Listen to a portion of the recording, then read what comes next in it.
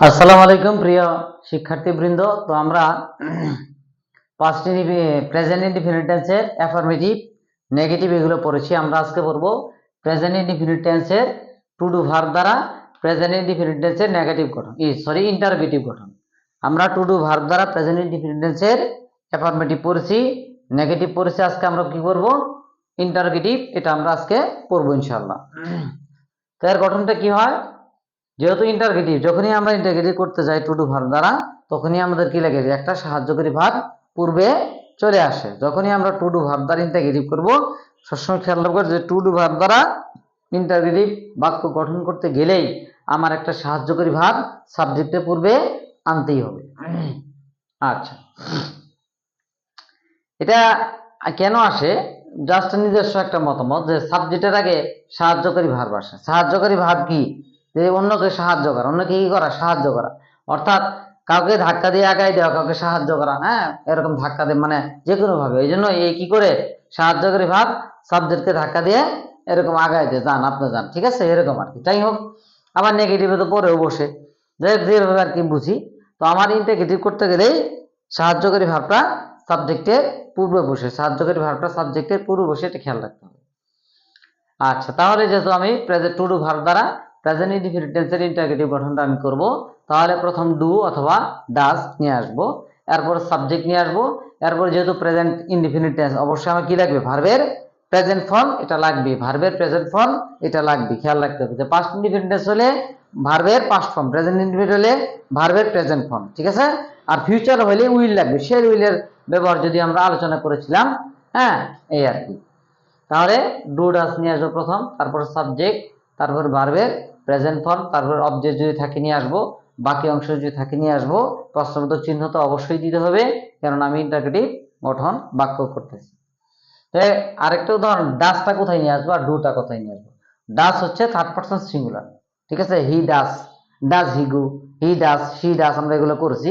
আবার ডু অন্যান্য ক্ষেত্রে, অন্যান্য সকল পার্সনের ক্ষেত্রে, ঠিক আছে। ডু আই, ঠিক আছে, do we, do you, do they, এগুলো, ঠিক আছে। কিন্তু does he, does she, does it, does Sharif, হ্যাঁ, ডাজ মারুফ, ঠিক আছে না, এরকম করে, ডাজ মুবারক, এরকম। তাহলে এখানে আমরা প্রশ্ন উদাহরণ দিয়েছি কি? যেমন তুমি কি তাদের সাথে কথা বলো, তুমি কি তাদের সাথে কথা বলো। তাহলে ডু নিয়ে আসছে, যেহেতু ইউ আসছে, তাহলে কি আসবে? ডু আসবে। থার্ড পারসন সিঙ্গুলার হলে শুধু কি হবে? ডাজ হবে। তাহলে ডু ইউ, সাবজেক্ট নিয়ে আসলাম, এরপরে ভার্বের বেস ফর্ম নিয়ে আসলাম, টক। তাদের সাথে ইংরেজি কি? With them. তাহলে ডু টক উইথ দেম, তুমি কি তাদের সাথে কথা বলো। আচ্ছা, এই যে এখন সে আম খায়, সে আম খায়, ঠিক না? এই যে অন্তস্থ অ থাকলে আমরা চিনবো, অন্তস্থ অ থাকলে কি করব? আমরা চিনবো। সে কি আম খায়, অন্তস্থ থাকলে কি? সে আম খায়। তাহলে অন্তস্থ থাকলে প্রেজেন্ট ইনডিফিনিট টেন্স। আচ্ছা, সে কি আম খায়। আরো আমরা চিনার প্রেজেন্ট ইনডিফিনিট টেন্স চিনার উপায় আরো বলছিলাম কি, যে প্রেজেন্ট টেন্স চিনার উপায় কি বলছিলাম? যে মতলবের কেউ যদি না থাকে, এক কথায় মতলবের কেউ না থাকলে, অর্থাৎ ল, ত, ম, ব এগুলো না থাকলেই প্রেজেন্ট টেন্স। এগুলো না থাকলে কি? প্রেজেন্ট টেন্সে আমরা চলে আসবো। এখানে প্রেজেন্ট টেন্সের চার ভাগে যেটা হতে পারে। আচ্ছা, তারপরে কি সে কি আম খায়, তাহলে ডাজ, যেহেতু হি আছে থার্ড পারসন সিঙ্গুলার, তাহলে ডাজ আসবে, ডাজ নিয়ে আসলাম। এরপর সাবজেক্ট দিলাম, এরপর ভি1 ভার্বের বেস ফর্ম দিলাম, এরপর অবজেক্ট আছে কি খায়, ম্যাঙ্গো কি এখানে অবজেক্ট।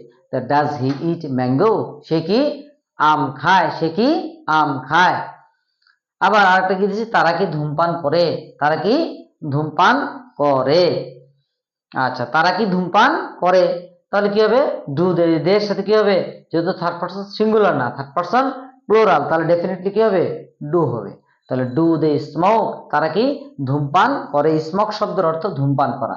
এই যে করে, এ থাকলে কি? প্রেজেন্ট ইনডিফিনিট টেন্স, এ থাকলে প্রেজেন্ট ইনডিফিনিট টেন্স।